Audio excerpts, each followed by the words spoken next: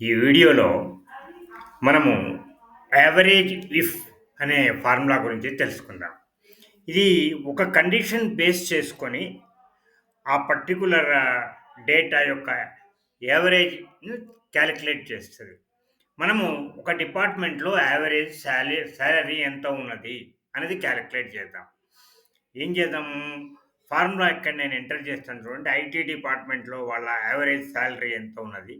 Is equal to formula ఇక్కడ ఇచ్చాను.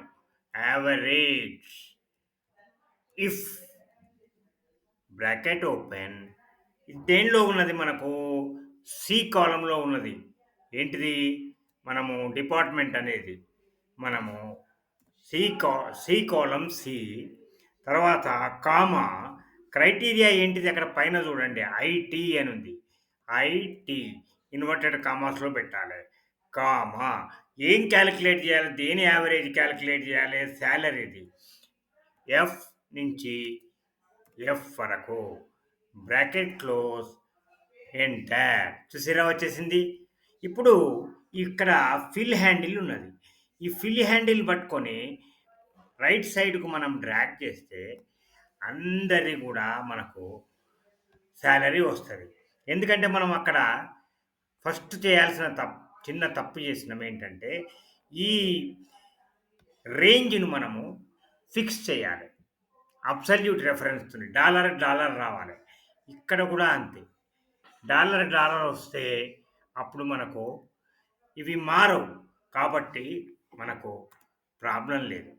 ఇప్పుడు నేను మళ్ళీ ఫిల్ హ్యాండిల్ పట్టుకొని రైట్‌కు డ్రాగ్ చేస్తా చూడండి. చూసిర్రా? అన్నీ ఒకటే ఎందుకొచ్చినాయి మళ్ళీ? ఇక్కడ చిన్నది మనం చేంజ్ చేయాల్సిందేంది? డిపార్ట్‌మెంట్ చేంజ్ చేయాలి. అన్నీ ఐటీఐ ఉన్నాయి. ఐటీ కాకుండా ఇక్కడ సేల్స్.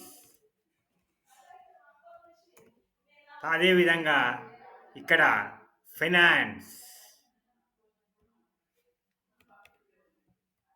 ఫినాన్స్. ఒక కండిషన్ బేస్ చేసుకొని యావరేజ్ కాలిక్యులేట్ చేస్తుంది. డిపార్ట్‌మెంట్‌ని బేస్ చేసుకొని. ఇదేంటిది? మార్కెటింగ్. మనం అక్కడ నేను స్పెల్లింగ్ తప్పు రాసిన. మార్కెటింగ్. ఈ లాస్ట్‌ది ఏంటిది? హెచ్ఆర్. ఇది మనము ఈ రకంగా డిపార్ట్‌మెంట్ పేరు ఎంటర్ చేస్తే మనకు వాళ్ళ సాలరీ